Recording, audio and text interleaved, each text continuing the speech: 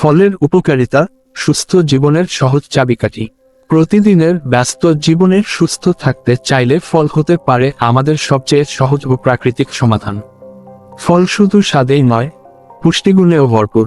ফলে রয়েছে vitamin, mineral, fibre ও প্রাকৃতিক অ্যান্টিঅক্সিডেন্ট, যা আমাদের শরীরকে ভিতর থেকে সুস্থ রাখে। ফল খাওয়ার প্রধান উপকারিতা।